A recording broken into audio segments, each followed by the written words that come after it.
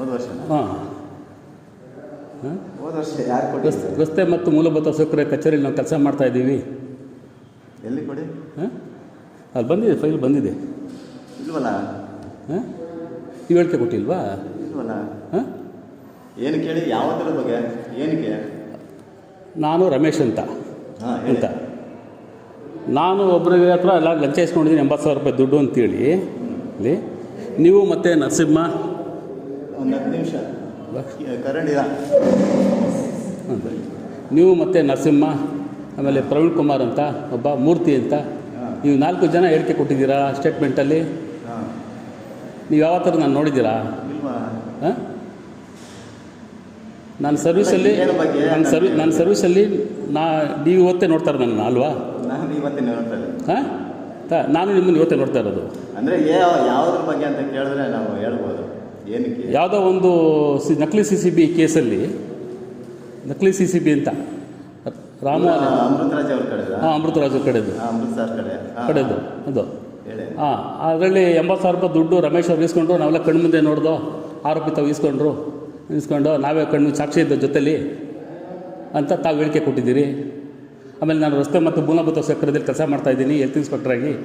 Address ಅಲ್ಲಿದ್ದ address ಹಾಕ್ಬಿಟ್ಟು ಕೊಟ್ಟಿದ್ದೀರಾ? ಅದನ್ನು ಅವ್ರ ಹತ್ರನೇ ವಿಚಾರಿಸಿ ಸರ್. ಯಾರ ಹತ್ರ? ಅಮೃತರಾಜ್ ಹತ್ರ ವಿಚಾರಿಸ್ಬೇಕಾ?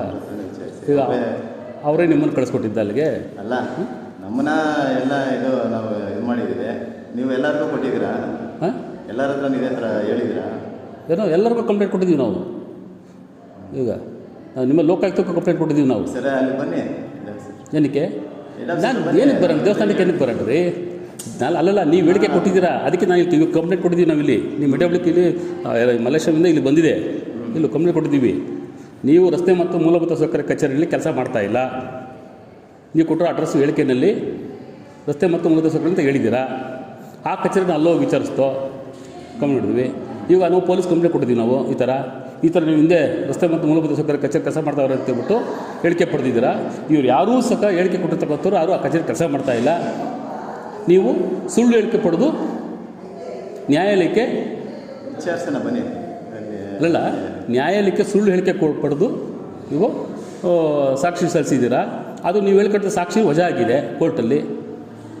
ನೀವೇ ಕೊಟ್ಟಿದ್ದೀರ ಸ್ಟೇಟ್ಮೆಂಟು, ಅದು ವಜಾ ಆಗಿ ಈಗ ಆರೋಪಿ ಮೇಲೆ ಚಾರ್ಜ್ ಶೀಟ್ ಆಗೋಗಿದೆ. ಹೆಂಗೆ ಅಂದರೆ ಆರೋಪಿನೇ ನನ್ನ ನಕಲಿ CCB ಅಧಿಕಾರಿ ಅಂತ ಹೋಗಿ ಎದುರಿಸ್ದೆ ನಾನು ಅವ್ರಿಗೆ ದುಡ್ಡು ಮಾಡಬೇಕು ಅಂತ ಅವ್ರ ಹತ್ರ ಹೋಗಿದೆ ಅಂತ ಅವನೇ ಒಪ್ಕೊಂಡಿದ್ದಾನೆ. ಇವಾಗ ಒಪ್ಕೊಂಡು ಚಾರ್ಜ್ ಶೀಟ್ ಆಗಿದೆ. ಆದಮೇಲೆ ನೀವು 80,000 ದುಡ್ಡು ಇಸ್ಕೊಂಡಿದ್ರು ನಾವು ರಮೇ ಅವ್ರ ಹತ್ರ ನಾವು ನೋಡ್ದೋ ಅಂತೇಳಿ ನೀವು ಸಾಕ್ಷಿ ಹೇಳಿದ್ದೀರಲ್ಲ. ನೀವು ಆರೋಪಿಗಳಲ್ಲ ಇವಾಗ ಅದರಲ್ಲಿ ಸುಳ್ಳು ಸಾಕ್ಷಿ ಕೊಟ್ಟಿರೋರು. ನಮಗೆ ಏನಾದರೂ ನಾವು ಮಾಡಿದ್ರೆ ಬಂದು ಹೇಳ್ಬೋದು. ಅಲ್ಲ, ನೀವು ಎಂಪ್ಲಾಯಿ ಸರ್, ನೀವು ಎಂಪ್ಲಾಯಿ, ನಾನು ಒಬ್ಬ ಗ್ಯಾಂಗ್ಮ್ಯಾನ್ ಎಂಪ್ಲಾಯಿ. ಹಾಂ ಇಡೀ BBMPಗೆ ನಿಮ್ಮ ಅಧ್ಯಕ್ಷನೇ ಪವರ್ಫುಲ್ ಟ್ರಾನ್ಸ್ಫರ್ ಮಾಡ್ಸೋಕ್ಕೆ. ಮತ್ತೊಂದಕ್ಕೆ ಅವ್ನು ಯಾರೋ ಒಬ್ಬ ನೌಕರು ಅಂತವ ನಾನು ಟ್ರಾನ್ಸ್ಫರ್ ಮಾಡಿಸ್ಕೊಡ್ತೀನಿ ಅಂತೇಳಿ 80,000 ರೂಪಾಯಿ ದುಡ್ಡು ಇಸ್ಕೊಂಡಿದ್ದೆ. ನಾವು ನೋಡ್ದೋ ಕಣ್ಣು ಮುಂದೆ ಕೊಟ್ಟಿದ್ದ ದುಡ್ಡು ಅಂತ ನೀವು ಹೇಳಿದ್ದೀರ ಸಾಕ್ಷಿ.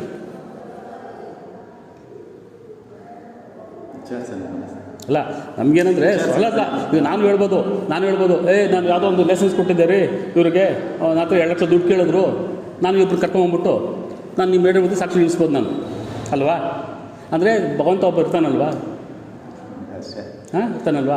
ಆದರೆ ನೀವು ಈ ಥರ ಒಬ್ಬ ಸುಳ್ಳು ಹೇಳಿಕೆ ಕೊಡ್ತಕ್ಕಂಥದ್ದು, ತನಿಖೆಗೆ ಒಬ್ಬರ ಮೇಲೆ ಆರೋಪ ಹೊರಿಸ್ತಕ್ಕಂಥದ್ದು, ಅದೇನಾಗುತ್ತೆ. ನಾವು KCS ಕೆಲಸ ಮಾಡೋದು ನೌಕರುಗಳು, KCS ಕೆಲಸ ಮಾಡೋದು ನೌಕರುಗಳು. ನಾವು ಏನೇ ಒಂದು ಹೇಳಿಕೆ ಕೊಡಬೇಕಾದ್ರೆ ಅದು ದಾಖಲೆ ಇರಬೇಕು. ಹಾಂ ನೀವು ಒಬ್ರು ಹೋಗಿ ರಸ್ತೆ ಮತ್ತು ಮೂಲಭೂತ ಸೌಕರ್ಯ ಕಚೇರಿ ಕೆಲಸ ಮಾಡ್ತಾ ಇದ್ಕೊಂಡು ನೀವೆಲ್ಲರೂ ಹೋಗಿ ಸ್ಟೇಟ್ಮೆಂಟ್ ಕೊಟ್ಟು 80,000 ದುಡ್ಡು ಅಂತ ಕೊಟ್ಟಿದ್ದೀರ. ಆ 80,000 ದುಡ್ಡು ಇಸ್ಕೊಂಡಿದ್ದೀವಿ ಅನ್ನೋದು ವಜಾ ಆಗ್ಬಿಡ್ತು ಕೋರ್ಟಲ್ಲಿ. ಇದೆಲ್ಲ ಸುಳ್ಳು ಹೇಳಿಕೆ. ನಮ್ಮ ಹತ್ರ ಮಾತಾಡದೆ ಏನು ಬರುತ್ತೆ? ನಾವು ಅಲ್ಲಿ ಮಾತಾಡೋಣ. ಎಲ್ಲಿ? ಬನ್ನಿ. ಏನಕ್ಕೆ ಏನಕ್ಕೆ ಮಾತಾಡಬೇಕು? ಅಲ್ಲ, ನೀವು ಕೊಟ್ಟಿರೋದು ರಾಜಗೋಪಾಲ ಸ್ಟೇಷನ್ ಹೇಳಿಕೆ ಕೊಟ್ಟಿದ್ದೀರಾ. ನಾವು ಅಲ್ಲಿ ಹೋಗಿ ನಾವು ಇದು ಮಾಡಿ ಯಾರಿಗೆ? ಹೆಡ್ ಆಫೀಸಲ್ಲಿ ಯಾರ ಹತ್ರ? ಬನ್ನಿ, ಅಮೃತ್ ಹತ್ರ ಮಾತಾಡೋಣ ಬನ್ನಿ. ಅವ್ರೇನೋ ಹೇಳ್ತಾರೆ. ಏನೋ ಅಮೃತರಾಜ್ ಅವರು ಹೇಳಿದ್ಕೆ ನೀವು ಹೋಗಿದ್ರಾ ಅಲ್ಲಿಗೆ? ಅಲ್ಲ, ನೀವು ಬನ್ನಿ ಅಲ್ಲೇ. ಅವನ ಹತ್ರ ಅವ್ನು ಯಾರು ರೀ? ಅವನು ಯಾರು? ಅಮೃತರಾಜ್ ಯಾರು ರೀ ನಮಗೆ? ನಿಮ್ಗೆ ಅವನು ಅಧ್ಯಕ್ಷ ಆಗಿರ್ಬೋದು.